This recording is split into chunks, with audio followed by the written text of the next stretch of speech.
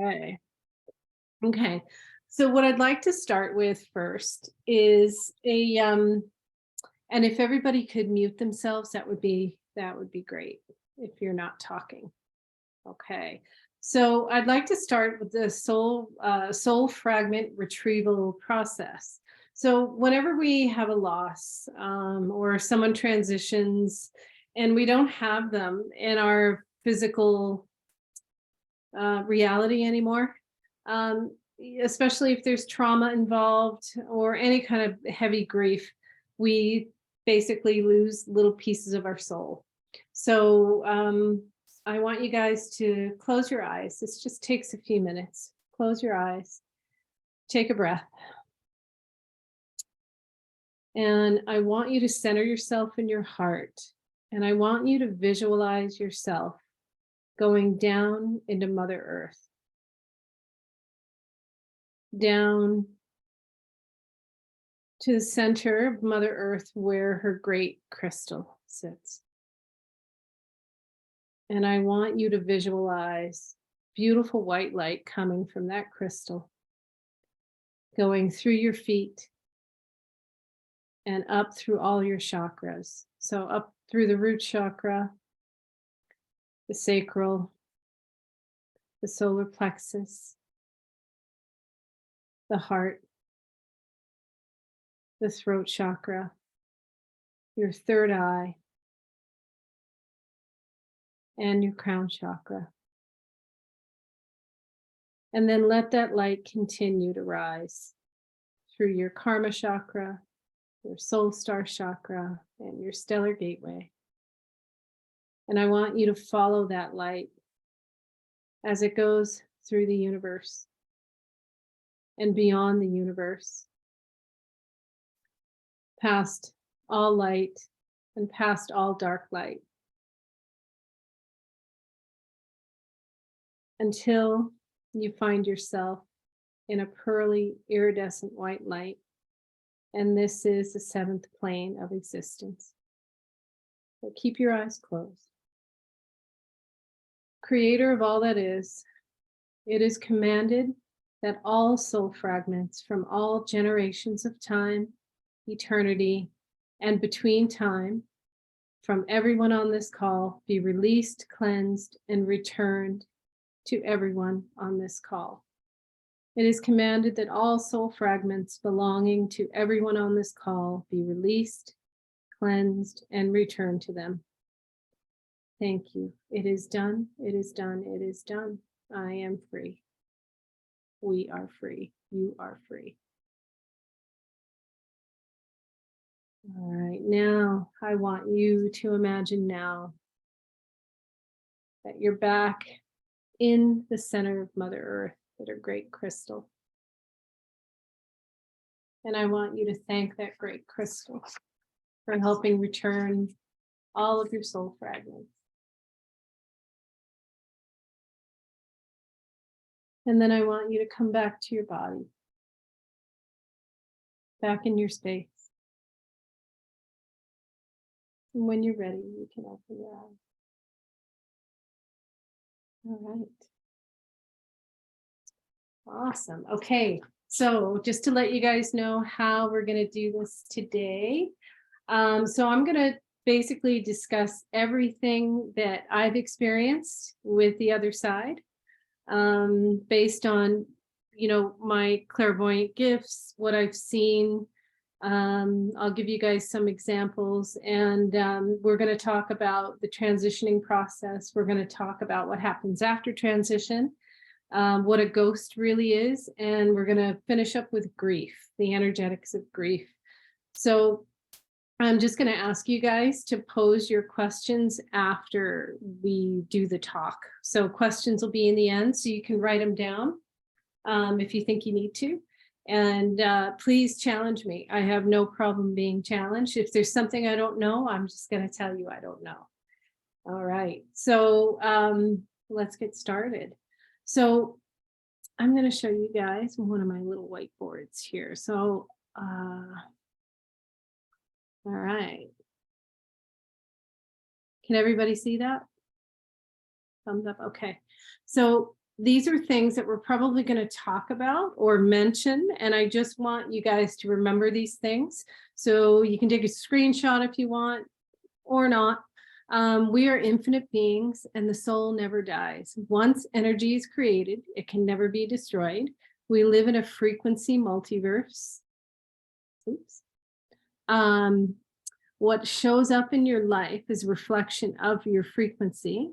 Everything is in the here and now. So basically, all time is happening now and everything is in the now.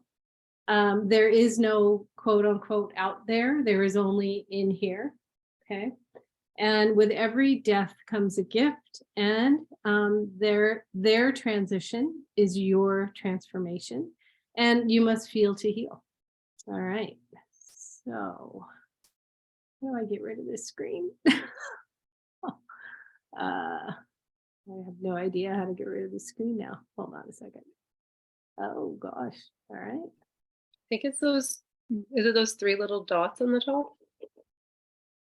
Top right? No. Sorry, everybody. Or you can maybe switch the view. Yeah.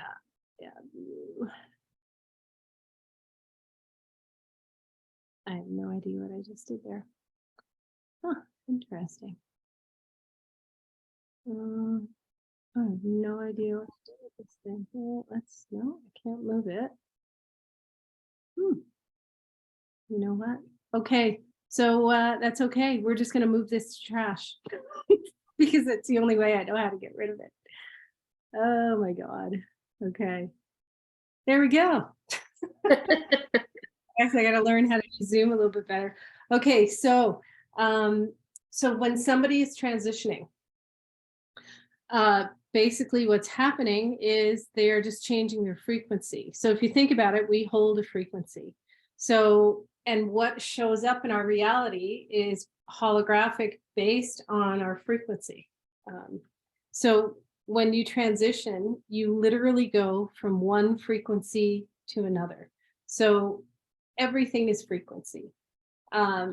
So, and I know that's kind of hard to swallow sometimes because we see such an ending when someone is transitioning, but it's actually a really amazing thing to witness. If anybody's ever been with anybody who died slowly, it's incredible.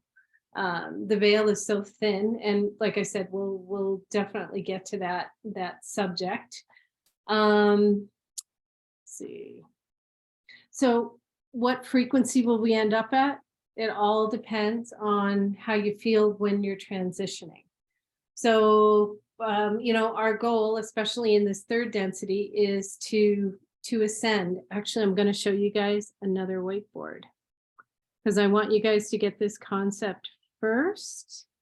All right, so I made this little whiteboard here. So basically, these are all the densities. And when I say densities, I mean dimensions, but I call them densities. So our density, this circle here, is Earth. And then, of course, we have the densities above us. We have the fourth density, fifth, sixth, seventh, and so on and so on. And then below, we have 4, 5, 6, 7, and so on and so on. So now, I understand that this looks like everything is above and below us, but remember, everything is in the here and now. So your reality is completely based on your frequency, okay?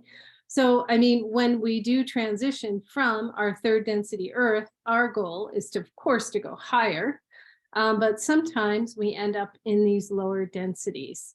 So the lower you go, the higher your duality is, right? The higher you go, the lower or less percentage of duality that you have to deal with. So if you think Earth, I don't know, let's just throw a number out, we're 50% duality. If you end up in the lower fourth density, it's probably going to be 90% duality. Okay, so it's just a very heavy place, but we'll talk about that lower fourth. We'll get to that. Okay, so just to give everybody an idea of how it works with frequency. Okay, you just change your density basically, or your dimension, I should say. Okay, let me get rid of that. All right. Okay. So once again, what frequency will you end up at when you transition? Remember that old adage, die with a smile on your face? Well, that makes a lot of sense, right? It depends on your frequency when you leave. And yeah, it's true, there are soul agreements, and sometimes we don't know what those are as well. But getting rid of attachments, getting rid of any illusion of separation, understanding that we're all one, forgiving yourself, forgiving others around you. The frequency of forgiveness can transcend space and time, right?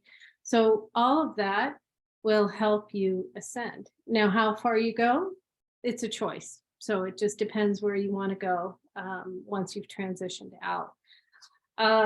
Let's see. So the veil is very thin when people are passing. So how do we help our loved ones, right? If somebody is, dying slowly, how do we help them? And, my advice is, don't wait till you die to, clean up your life or your unfinished business. Here we go. So the transition process. So when we transition, we shift our frequency and in turn, our holographic reality. So, of course, once again, it all depends on our beliefs, which do dictate our frequency during transition. And of course, there could be a soul agreement depending on where we end up. All right. So how do we help our loved ones? Make sure you let them know that they don't have to hang on for any reason. Like they sometimes they think they have to hang on and continue to worry about their family members, but let them know that you're good, that they can go, that they've done their job, that it's time to let them go.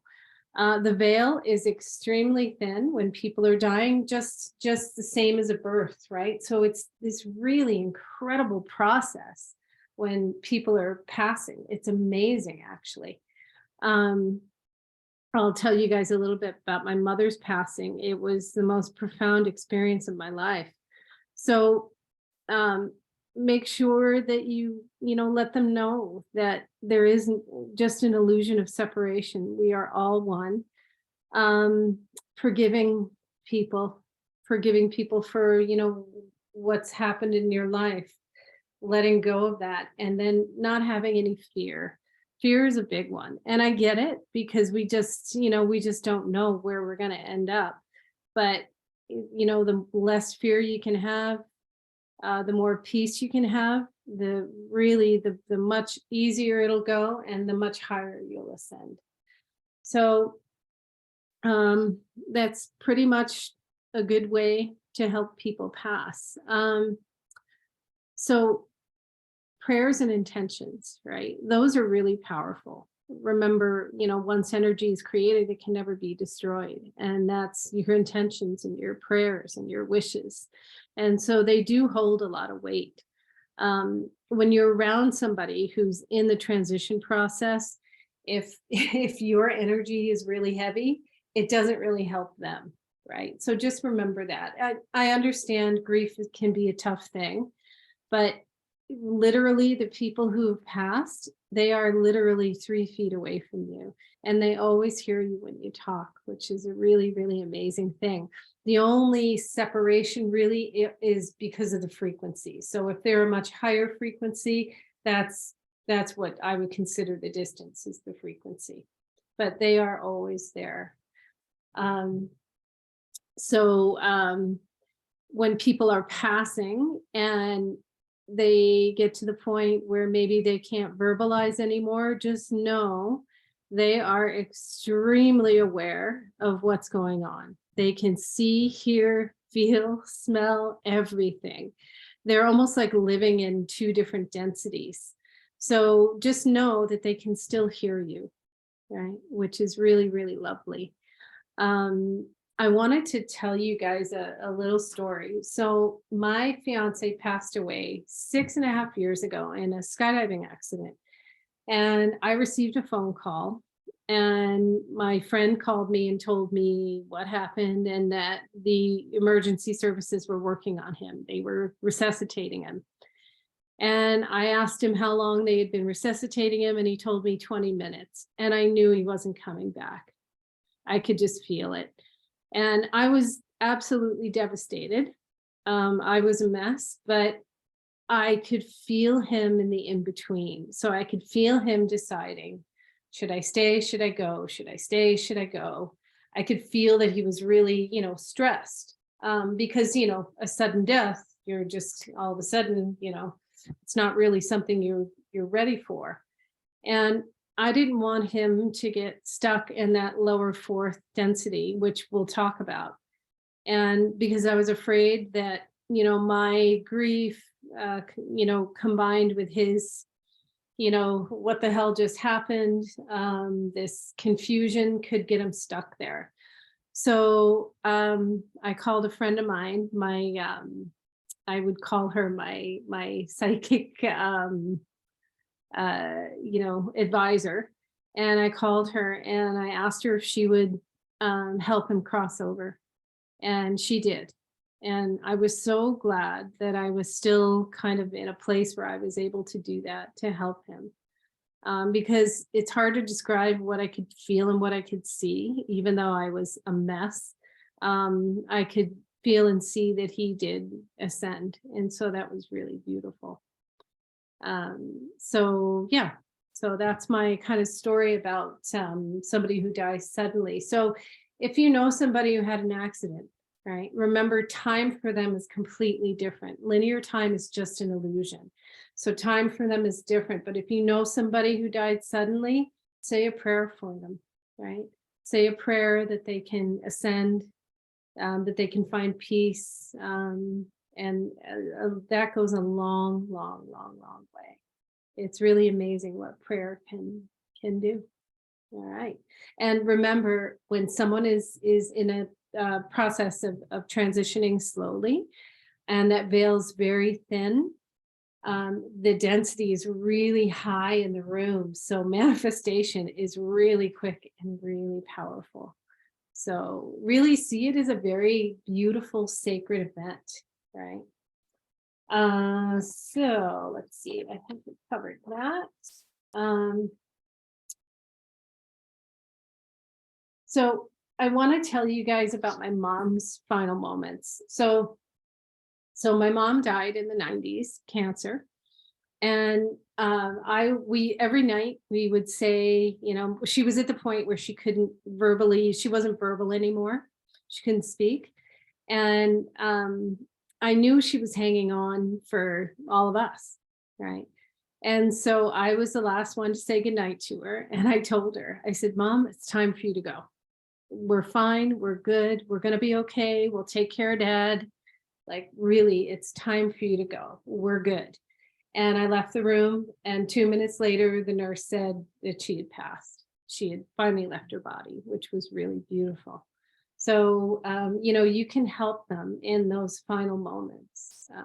It's like I said, it's really amazing. Okay, I'm going to take this slide down.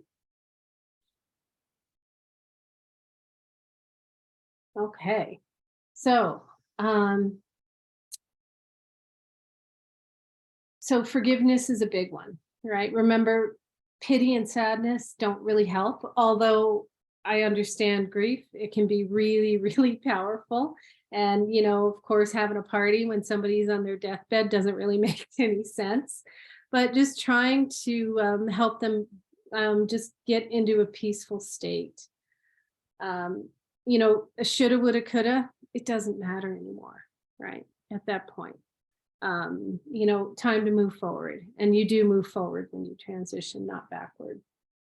So forgiveness can transcend time and space. It's absolutely amazing and powerful what forgiveness can do. And what I will tell you forgiveness can do is it can also clear up a lot of generational energy as well. That's another whole subject for another day, but it can, you know, and you know this probably, Lissa, from your work, right? There's a lot of generational stuff. So, so it can, forgiveness can really help with that. Whether it's you forgiving the person who is transitioning, vice versa, or that person just forgiving in general. All right. Okay. So as far as unfinished business, somebody said to me, there's always unfinished business. Well, not necessarily. I think if you can get to the point where you realize that, you know, you lived a good life, you lived a full life, you know, traumas, joys, everything included, right? That can be your finished business right there. Oh, okay. And, you know, I've had somebody ask me, well, what if you reach out to someone and they don't want to forgive you? That's okay. It's not, it's really not so much about them forgiving you as much as you just being at peace. That's the big part, being at peace. Okay. Oh, I want to share this story with you guys. Oh my gosh, this is so cool. So one day I had a client on my table, and this man shows up in the room, and he, like, I can usually feel when someone's passed, and I can always tell if they're in the lower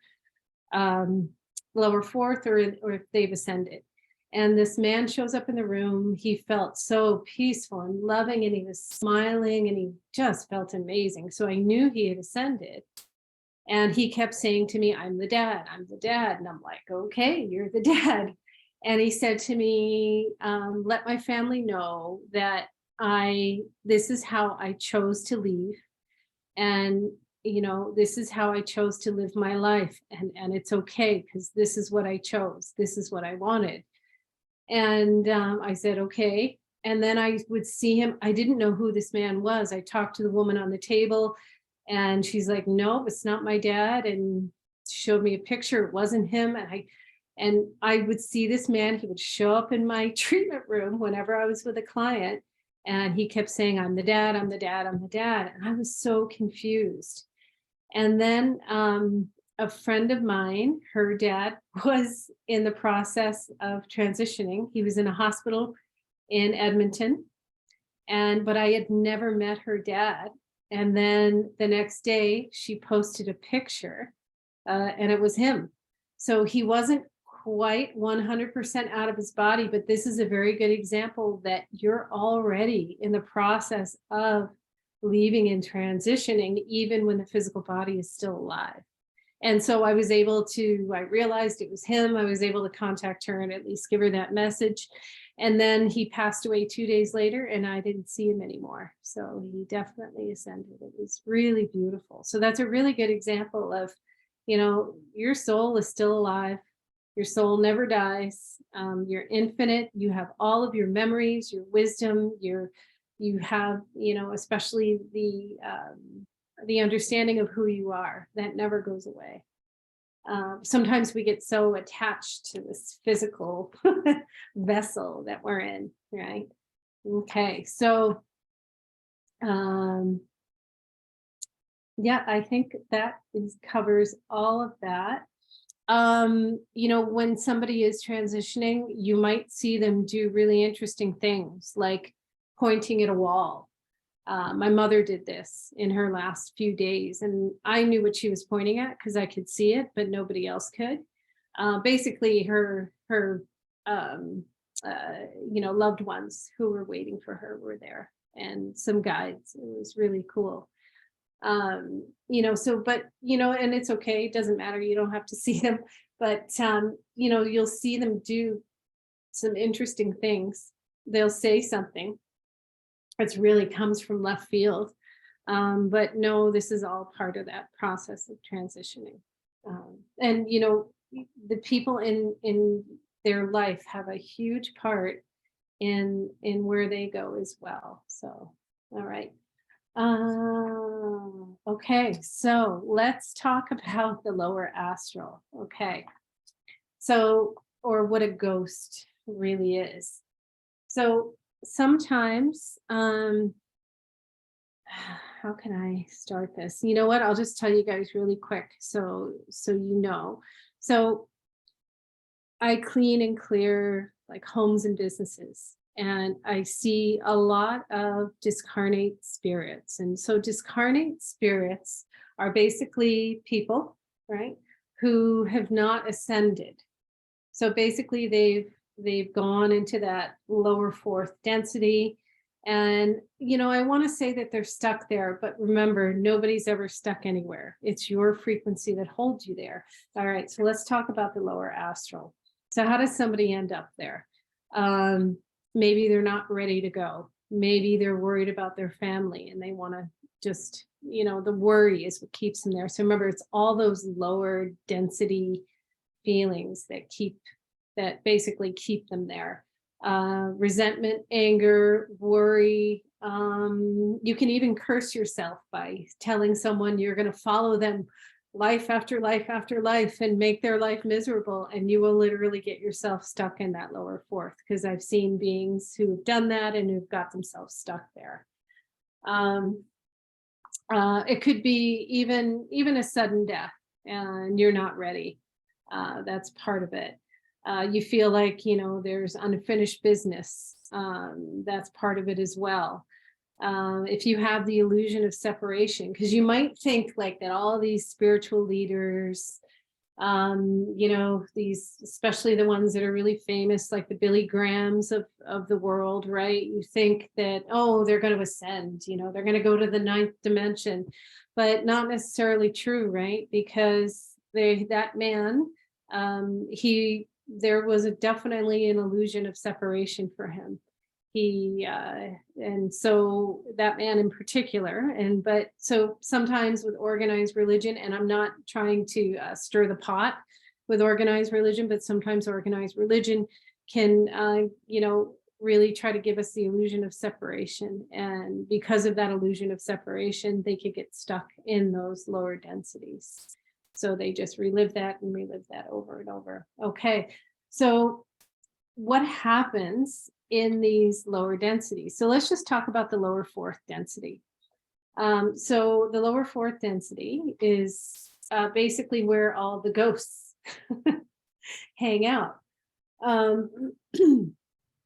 So the polarity is very high there. So when people get themselves into that lower density, they sometimes relive their death over and over.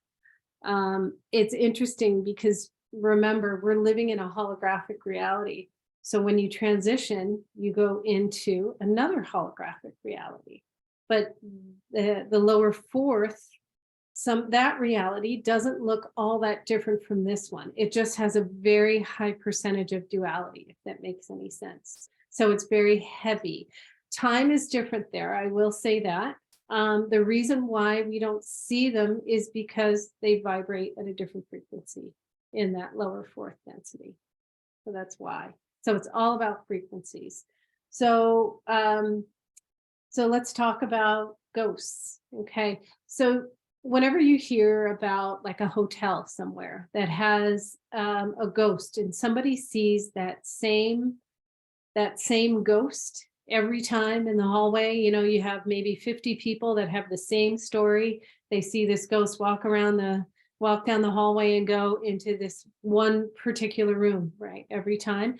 That's actually not a ghost. That is just a memory that somehow got sort of, I guess, infused into the time-space continuum.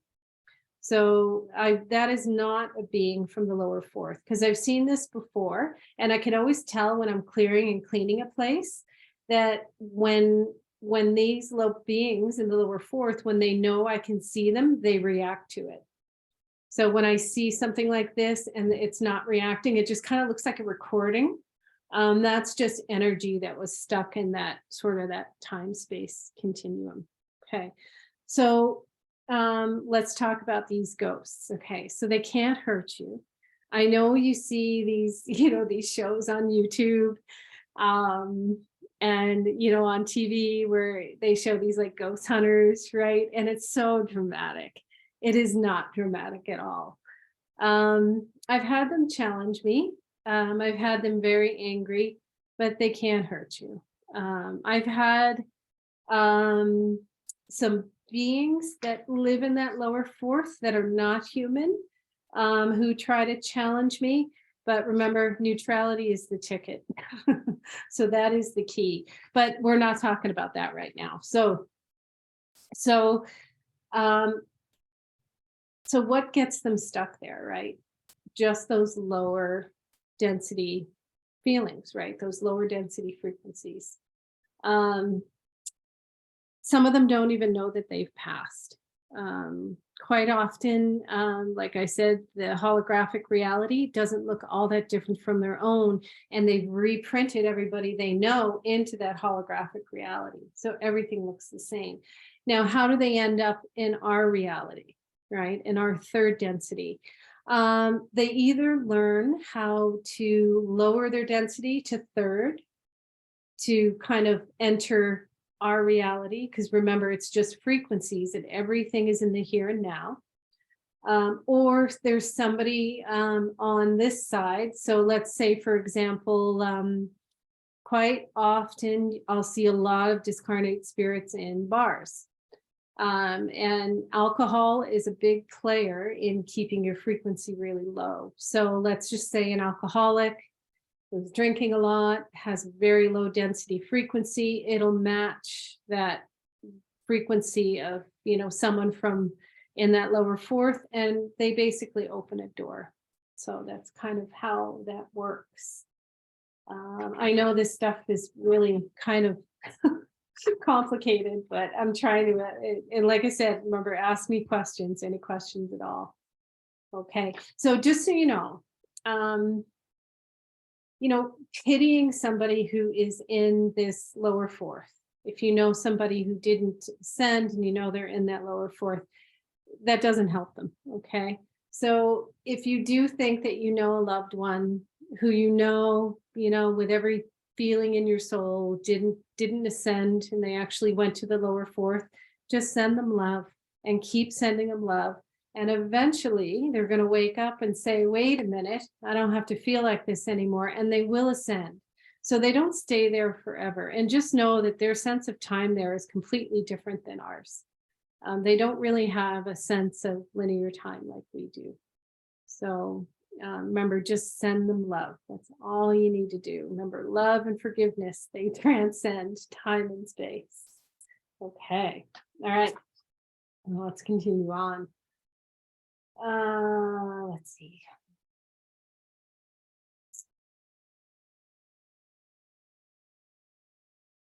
Oh, yes, I did want to mention this. So remember when I told you guys about the energy that gets kind of stuck in that time-space continuum and it just looks like a recording? If you guys go to the Kinsman Park, the park in the Kinsman, and there are these three houses there, the homesteads, and you've got the biggest house, the most modern one. There's a woman that stands in the top floor and looks out the window. And I've been inside the house and I've been to that room, and she is a recording.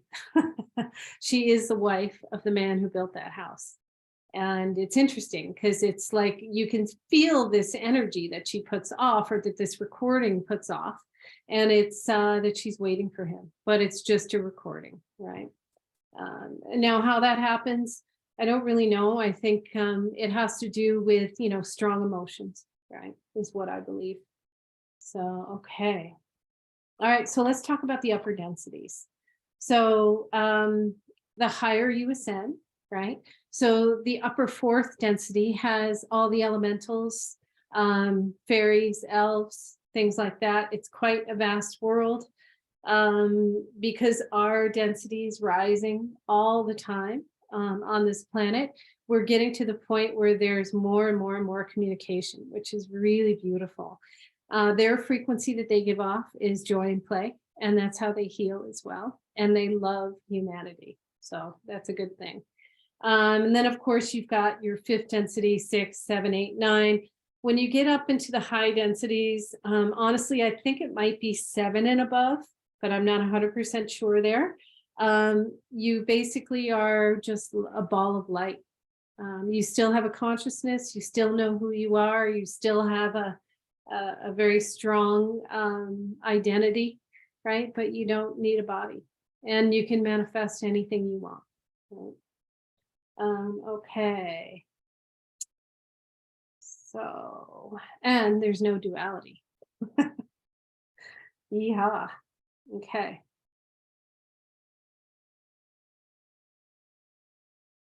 All right. So,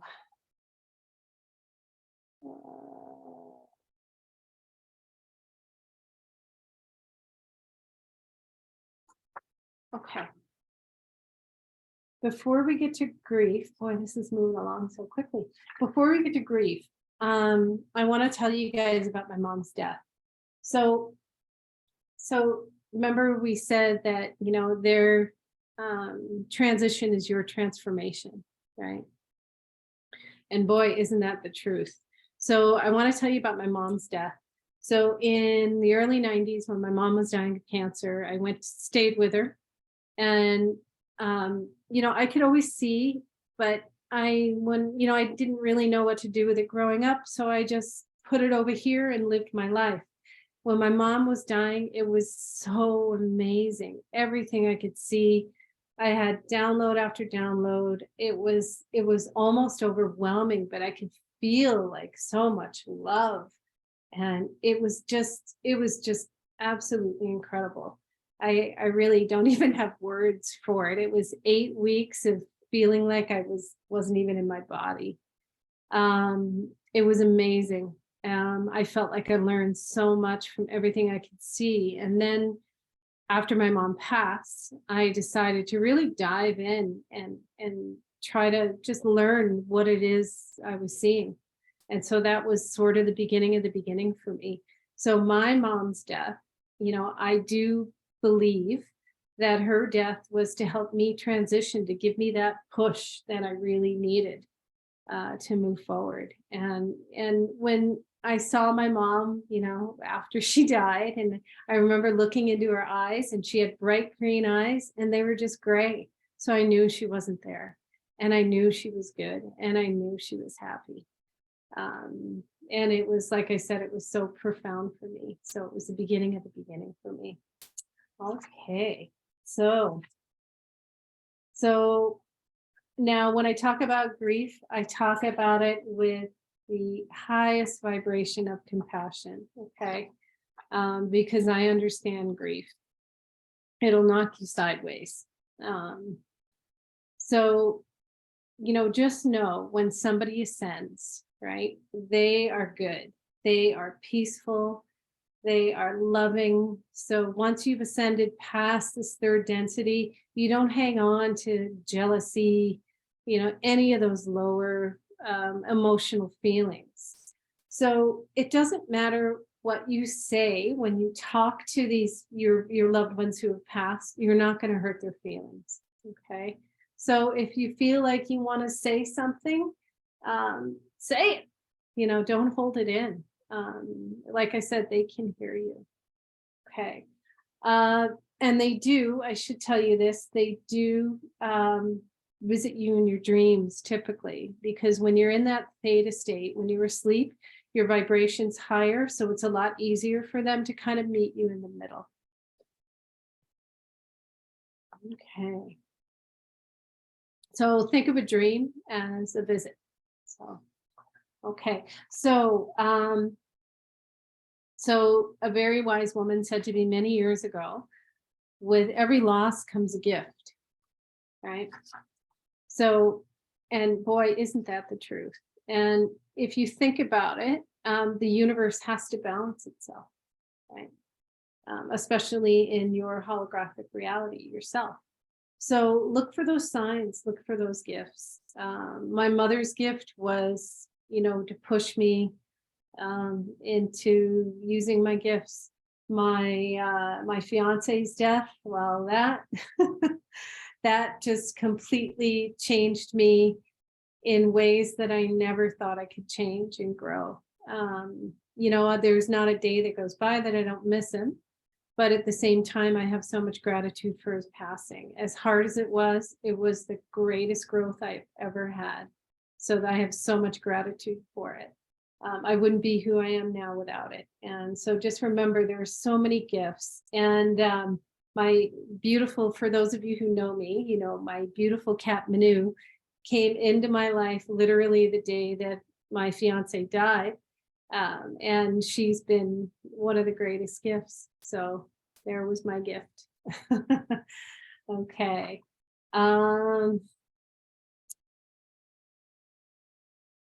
So when somebody passes, whether it's, you know, sudden or it's a slow transition, you know, the moment that they leave, the time that they leave is all predetermined. We have many, many exit points when we come into this incarnation. And so depending on free will, you know, it's always going to change. But just know, you know, think of the day they died as their real birthday, you know, real celebration, right? They get to go back home. Okay, so let's talk about grief.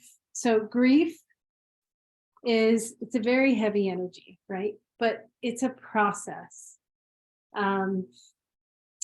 Sometimes, you know, the grief is mild. Sometimes it's really heavy.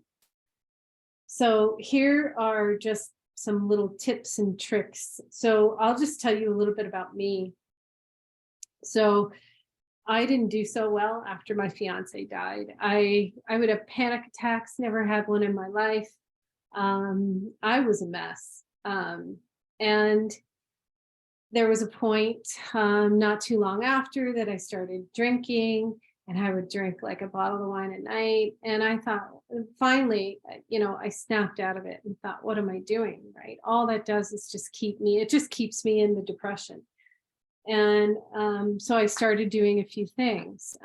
I started microdosing on THC. And actually, I was really amazed at how the microdosing with THC just really quelled the grief. And there are so many beautiful plant medicines out there, right? They're microdosing with mushrooms.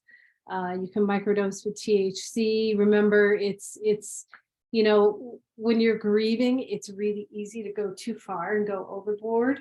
And, you know, it just keeps that emotional roller coaster going, right? But if you can find a way to kind of keep it steady and forgive yourself, let yourself cry, let yourself scream, let yourself feel, right? But just try to do it in a healthy way, okay? Go outside and scream, that's okay. But taking it out on somebody, you know, driving too fast, driving angry, it just doesn't help, right? It's really messy. And Western meds and alcohol are the worst thing you can do for yourself when it comes to grieving. Antidepressants. Let's talk about antidepressants. So I'll just tell you from my own research, antidepressants actually make you more depressed. Now, if the antidepressants prevent you from committing suicide, okay, have a plan to get off them. So that's the big thing. If you're on antidepressants, have a plan with your doctor to get off those, because long-term use, they do cause depression. They also tend to keep the grief in your field. The grief just kind of hangs out there. It's almost like they just stagnate you. That's the way I feel about that. Alcohol, same thing. It'll just keep you there. And so find someone to talk to, right? Someone to talk to would be really good, whether it's a friend, whether it's a grief group, psychologist, psychiatrist. Just trying to do everything natural is best. Essential oils are amazing. CBD, THC, mushrooms, microdosing mushrooms. Those are all really, really great to help with the grieving process. Essential oils are actually really powerful because they're the ultimate expression of chi, right? They come from flowers and plants. And from basically the plant or the flower when it's in its greatest form of highest chi, right? So they are really powerful. And essential oils, you just need a few drops and you would be amazed at how well they work. So a very wise woman told me when I was grieving to hydrate, because I said to her, she lost her husband suddenly. And I asked her, like, how did you get through it? She told me to hydrate, get outside in nature when you can, and try to schedule your life to do the things you want to do, not really what others want you to do. So try to kind of live by your own schedule if you can. That's a big one. What happens when you're grieving is, and this is just what we're kind of indoctrinated or taught as kids, is that we have to fix somebody who's grieving. But all we have to do is just allow. That's the big thing. Allow someone to grieve, allow them to cry, allow them to kick and scream, allow them to feel. Because if they don't feel and get that out of their system, they're just going to hold it in and get sick. Okay. I want to talk about grief groups. So many years ago, my friend lost her baby. And she asked me if I would take her to a grief group. And I did. And I sat in the back of the room and I listened to these women and men. And some of them have been in this grief group for 15 years. 15 years. Holy moly, huh? And when we left, my friend said to me, don't ever let me go to this grief group for years and years and years. You stop me. Do not let me be like them, right? So, that's another thing. How long do you hang on? Whew, for me, I think I hung on a little too long. And in year 3, I finally just kind of slapped myself and said, what are you doing, Kelly? Like, you got to start moving forward. Stop making, someone's death your story, or make it a happy story, right? Like, because of Doug's death, I feel like I've grown in ways I never could otherwise. And I have so much gratitude. So that's my story with him now, right? So with grief groups, I'm not saying don't go because they are healthy, but have an exit plan for the grief group. That's big. Have an exit plan. Okay. Let's see. And I think we're done. All right. Does anybody have any questions? Nobody has questions? I was wondering because you were saying, I think in the lower densities about polarity and duality, what does that mean? Okay. So if you think about our reality, right? Good question. If you think about our reality, let's polarity or duality, meaning that, we have light and dark. We probably have, I'm just going to throw a number. Let's say we have 50% duality or polarity here, right? So just think of it as negativity, I guess, right? Yeah. Does that answer your question, Lisa? Yeah, so then in the higher, there's just none of that. It's just all. The higher you go. So the upper fourth, there's still duality there in the upper fourth. They still have duality. And even in the fifth, I want to say maybe somewhere in the 6 or 7 range and above is where, there is no duality. Right? Hence, there's no physicality either, right? Mm. Okay, so that's when it's just kind of like a ball of light. Ball of light, yeah. Anybody else have a question about ghosts or anything like that? I did have one about the memories, like ghost memories. Yeah. Is that energy just stuck there forever, or is there a way to help it move on, or do you need to? Yeah, that's a really good question, Jordan. Do you need to? You probably don't need to do that. So you can always try to change well, actually, no, you do. This is why I say that. So that woman I was talking about at the Kinsman who stands in the window, Hmm. that is just a recording, right? So when I first saw her and I looked up, I was walking around outside there. When I first went to the Kinsman, when I first came to Edmonton, I could feel her longing and I could feel her heaviness, right? So remember, once energy is created, it can never be destroyed, but it can always be transmuted. So that heavy energy just really lingers in that house. And I know they rent that house, but remember, with that energy, it's going to seep into the people that go there, that rent that facility. But it's not my job to clean that place. So do is you can just change the vibration of the area, burning sage, saying a prayer, and you'll transmute that energy and change the energy of the room so the heavy energy can't exist there. Does that make sense? Yes. Yeah. And why certain people see it at certain times and some people don't, I don't really know. It might be there's so many things that have to come together for that to happen, with different energies, maybe the energy of the person, like who knows. So, Thank you. you're welcome.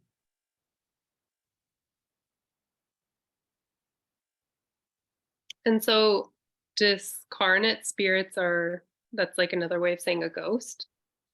Yeah, they're basically someone who discarnate. They haven't ascended. They've literally descended to the lower fourth density.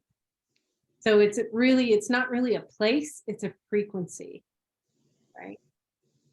And then what would like an entity be, or spirit, or like a demon? Like what are all the different? Yeah, if you want to go there, we can go there. Okay, so I've seen these things. So let's kind of just go back a little history lesson, right?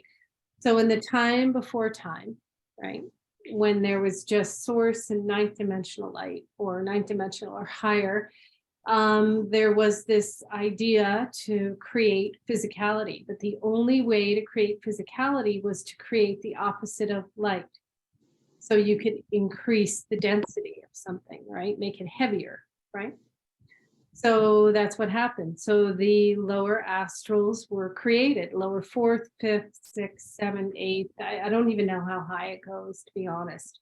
So those were created kind of, they're basically a mirror image of the higher densities, right?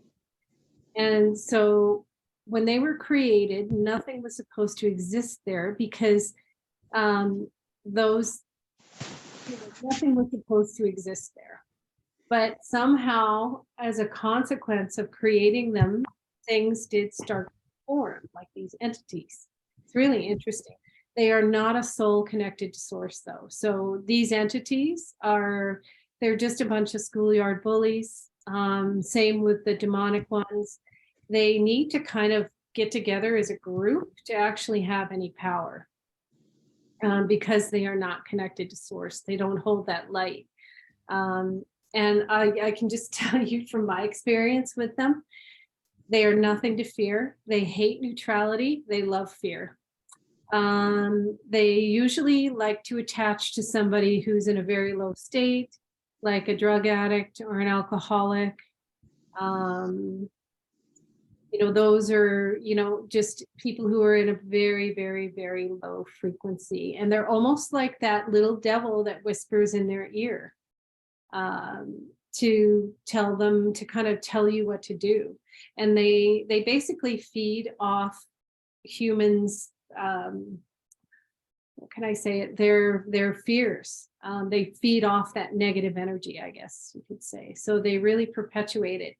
Now, the way it works with me is once they know they're seen, they weaken. And they'll try to challenge me, but I know that, as a human, I'm way, way, way more powerful. But what they do sometimes is those who get hit, who end up in that lower astral, like as far as humans, sometimes they like to mess with them. And they'll herd them, like I'll go to a house and I'll go into the basement and I'll see a whole slew of terrified humans, discarnate beings, and they're being herded by this, one lower astral being. But they are really nothing to fear. They're just a bunch of schoolyard bullies. Once they know they're seen, they actually weaken. And they hate anything with, high vibration, but neutrality is what they hate the most. So when you're neutral, remember, you align with everything, right? Nothing bothers you, right? So, and that they hate the most. Did that answer your question? Okay. All right. Anybody else? Anybody else have any questions about transitioning? Anybody? Oh, hi, Dano. Hi, Kelly. Can you hear me okay? Yeah. Okay, I just have you going through my TV. So we just have a question. I have a friend here. So when you are in the higher, like you transcend to the higher dimensions, I think you were saying, what happens after that? Like, do you come back to Earth after, or do you, like what happens? Good question. Well, I think that just depends, right? Everybody's different. Remember, there are an unlimited amount of planets and densities out there.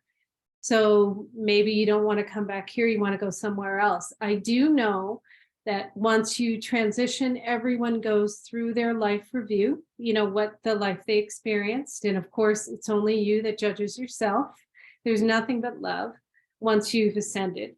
And then how far you go, it just depends. If you want to stay close to your loved ones, maybe you'll choose to be in the 4th or 5th density, and you want to stay closer to this planet. Maybe you had kids you left behind and you want to watch them grow up. So maybe you stay close there. Maybe you transcend all attachments and just keep rising until you just turn into a ball of light and completely ascend, if that's, if that was the soul agreement. Maybe you want to go hang out with the fairies and be in the upper 4th density. You could do that as well. So I do. there you go.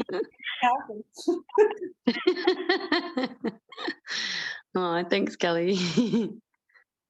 And then what about, like, just to piggyback off that, like people talk about past lives and reincarnation. Mhm.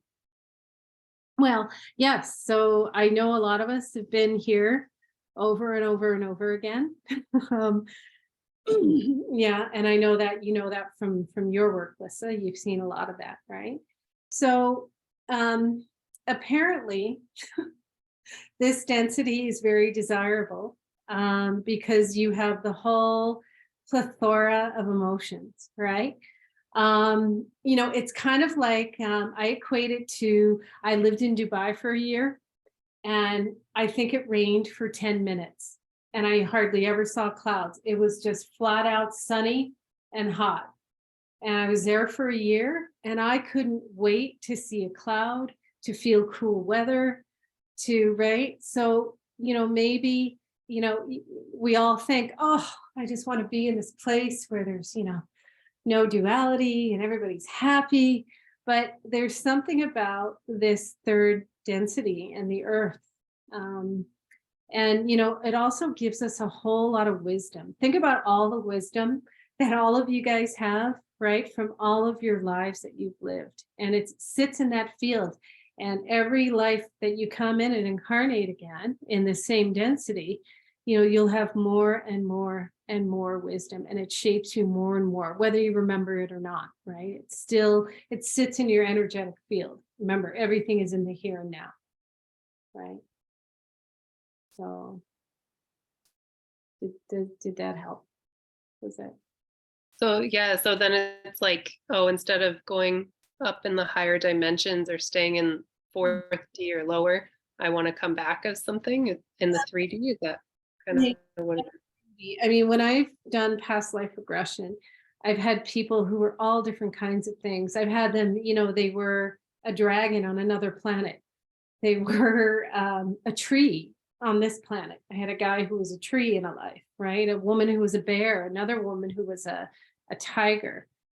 So I think we've been many things in many lives. I know people who were planets. I've had clients who were an actual planet. I call them earth keepers, the ones that come here for this incarnation. I know that for this incarnation, you know, we've chosen this one very specifically, right? Now, were all of our lives here on this planet? Oh, I doubt it. I highly doubt it, right? You know, you could have had many high density lives, but you chose this, you know, just for this time. So, yeah. And, you know, they say, this is something I really can't confirm because I haven't died yet, but, you know, the more trauma you experience, the more hard times you experience, the closer you'll get to source, right? So, you know, I call them wisdom points, right? Not to say that, you know, you should choose a shitty life because you don't have to. Oh, okay. Anybody else? I got another one. You mentioned before, as you go higher and higher, your physical body eventually disappears and stuff like that. But you mentioned you still had a sense of individuality or personality. Does that sense of individuality or self eventually disappear as you go higher and higher? Or You'll always have the sense of self that never goes away. You'll always know who you are, but you'll feel more like a collective, I guess. Okay. There you go, but you will still have your individual sense of who you are. Absolutely, that never goes away. And Kind of like an ant in the colony.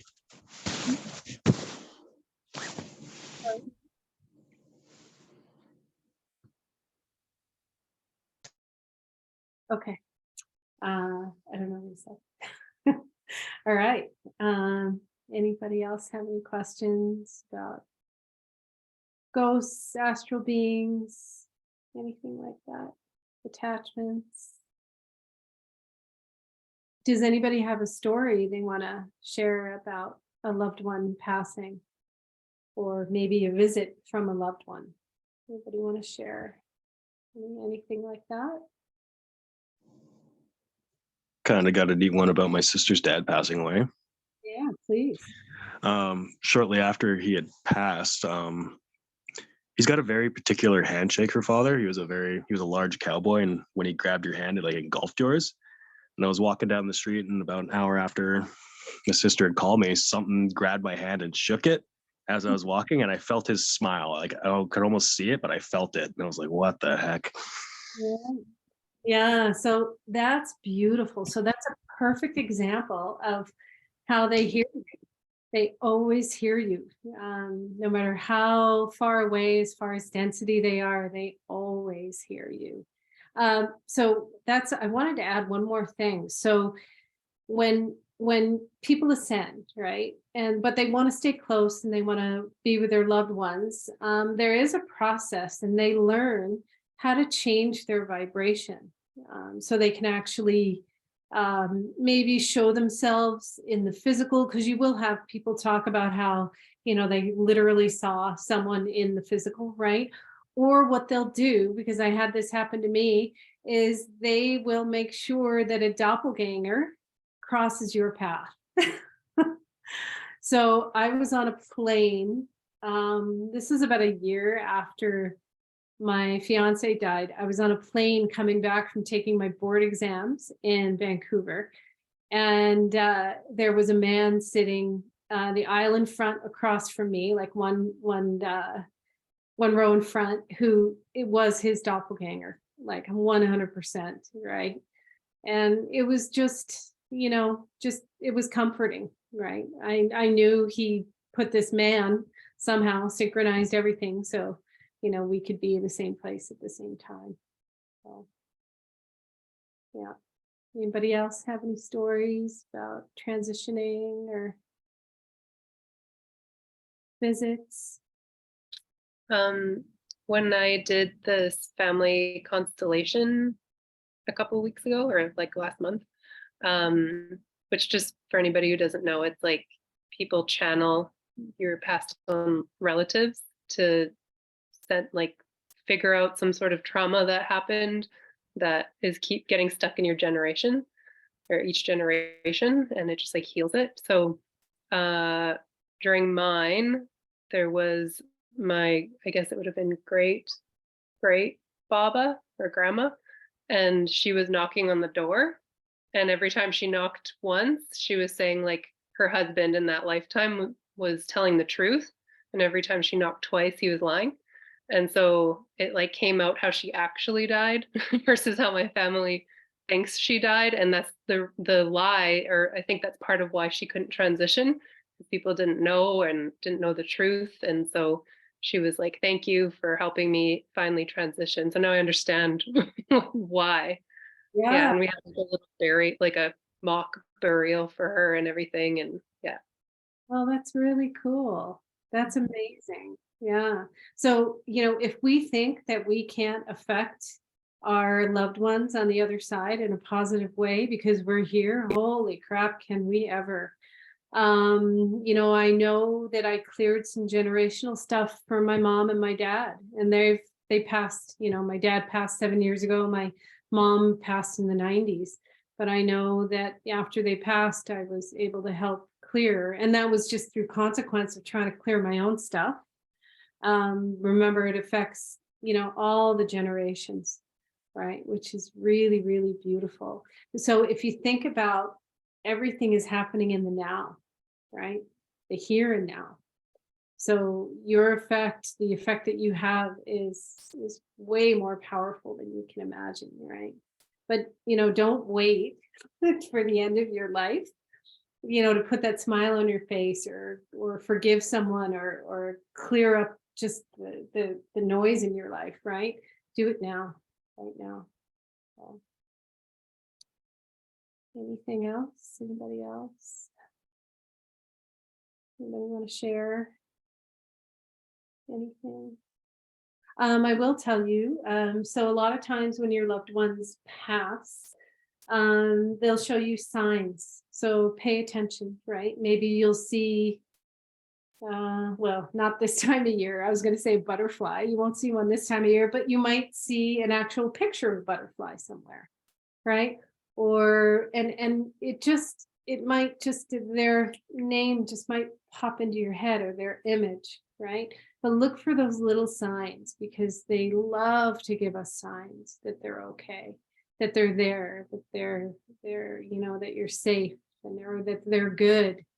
I wanted to talk about suicide. So, I know in the guides of religion, they say that people who commit suicide go to hell, right? And what is hell? Hell is the lower fourth density. Well, that's not true. They don't get stuck in that lower fourth density. A lot of it is soul agreement.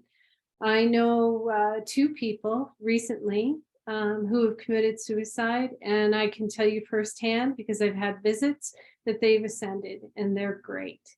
Maybe that was just part of their soul agreement.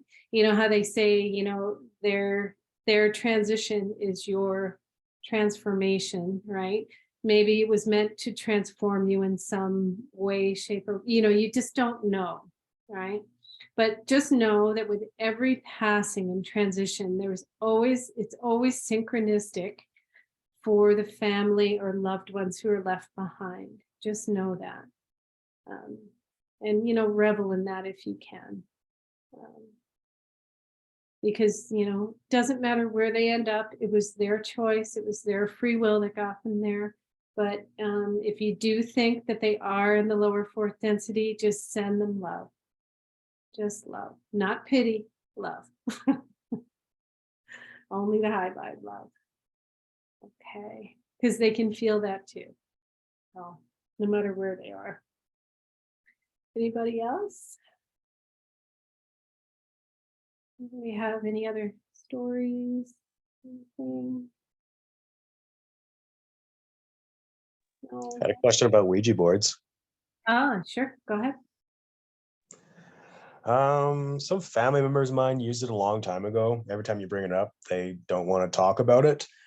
But I remember Yeah. my sister was telling me, I guess my mom ran into a friend of hers that she had used the Ouija board with, and he inquired about a scar that she had gotten when they were using it. And she showed him her wrist, and apparently she had this large scar on it.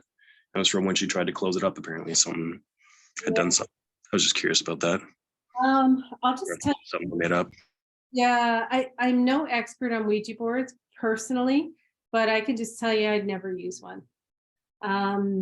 You know, if you can conjure up something like some entity from that lower fourth, because they love to mess with humans, they'll do that. Because if you think about it, when people are using Ouija boards, right? You know, I'm sure if there's someone who really knows how to use one and maybe use it in a positive way, sorry about that, then, you know, maybe that's not a bad thing. But if you think about a Ouija board, right, you pull out the Ouija board, right, everybody gets nervous, they turn all the lights out, they light some candles, right, they're already terrified.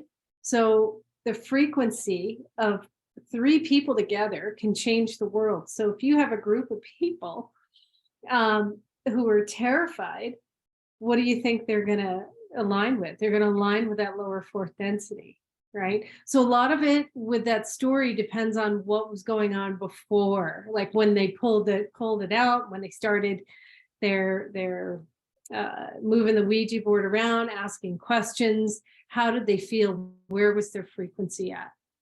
So they probably all aligned with some, you know, negative lower emotion. And that's what happened. And that's what showed up.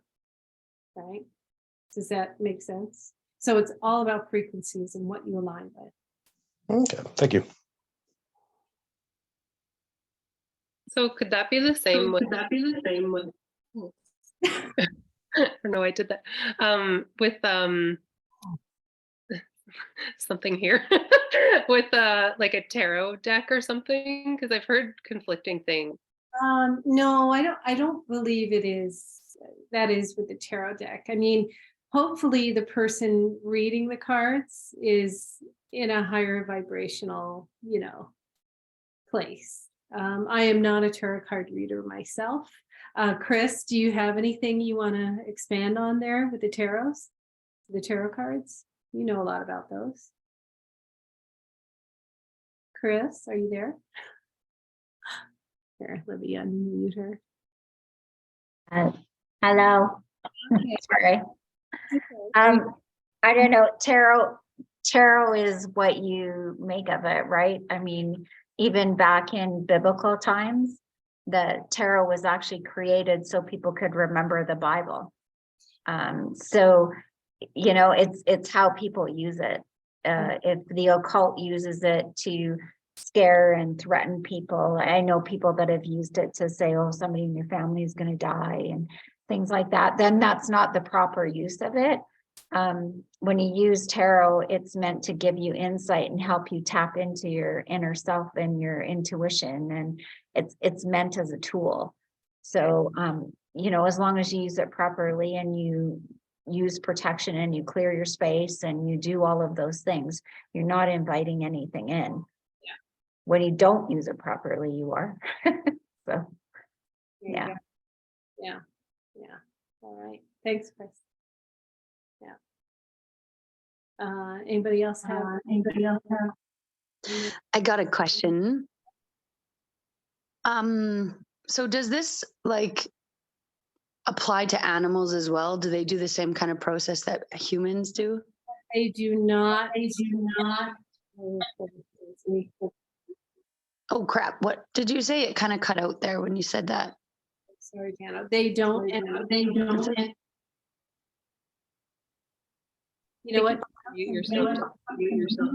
Yeah, can you mute your, there we go. Okay, so animals, that's a really good question. So animals are connected to spirit, like directly connected to spirit. So animals will never end up in the lower fourth density. Animals will always, always, always ascend. Just know that. They will always ascend. Yeah, animals are amazing. I mean, animals can see other realms. They can see people who have passed. They see everything in the here and now. Your animals, right? So Yeah, so just know they're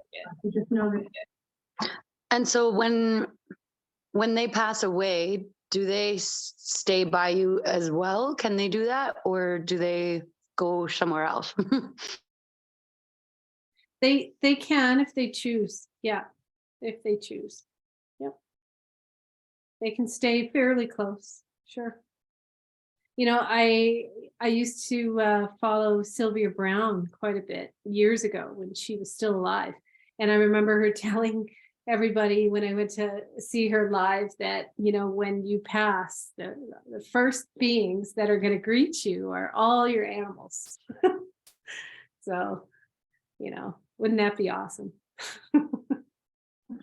That sounds like absolute heaven on top of heaven. Yeah. All right. Yeah. Remember, everything is in the here and now, right? We are not separate from anything. You know, when people pass or transition, we just miss the physicality because we're in a physical incarnation. So that's what we miss. But don't worry, we'll see him again, all of us. So. Anybody else have any questions? There was one thing I wanted to mention about the solstice, but we still have time, like 10 more minutes if anybody wants to. Everybody good? Oh, Jordan. I had a quick one again. Is there a difference between soul and spirit? Because I've heard them mentioned differently.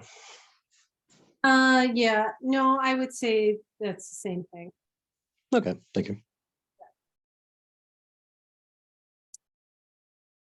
How would Anybody? you like the soul spirit? That's like when we die. That's the piece of us that you're talking about that goes. You know, your higher self, your light body, your kind of all-knowing aspect of you, I guess. You know, the higher density part of you stuck in that lower density body. Yeah. You know, so like animals are so connected to their higher self, basically, like a direct connection. Yeah. So. I will tell you a few agreements. So the animal communicator I work with, she told me some really interesting things about dogs and cats and horses. She said that cats, their agreement is, you know, now we're talking domestic cats, not the wild ones. So domestic cats have this agreement to clear EMFs or lower negative stuck energies. So that's what cats do for humans, which is really cool. That's why they always come and lie on your computer when you're working on it, right? Dogs are there to help remind you about loyalty, love, family, unconditional love, right? And they say, she told me something really interesting. I'm going to see if I can reiterate this, that dogs, when they come into your life or when they leave your life, there's usually a very big shift happening in your life. And so they help you either with that shift or they help you make that shift. So there's no accident when a dog comes into your life or when it leaves your life. Right? Which is really interesting. As far as horses are the most psychic animals, I think, on this planet. They are absolutely amazing. And horses, and Dano, you probably understand this, a horse knows exactly what's going on in your heart as far as your emotions, your frequencies. They know, and they can feel it if you're 6,000 miles away from them. That's why horses can be very emotional, especially if you've ever been around horses who have had previous abuse, right? Just because they feel so much. But the healing capacity of a horse, there is nothing like it. Just being around horses, literally can change someone's blood pressure. It can make someone with Parkinson's and shaking, it can make the shaking stop. I mean, the capacity they have for healing is like nothing else. So Horse's agreement with humanity is to heal us. So we need to honor those big, beautiful beasts. All right. Does anybody have any questions regarding animals or anything else that we've covered?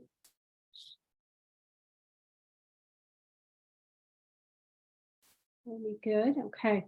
I want to say one thing about this solstice. Now, this has nothing to do with what this Zoom was about, but I really just wanted to add this in there. So earlier this year, I got a download.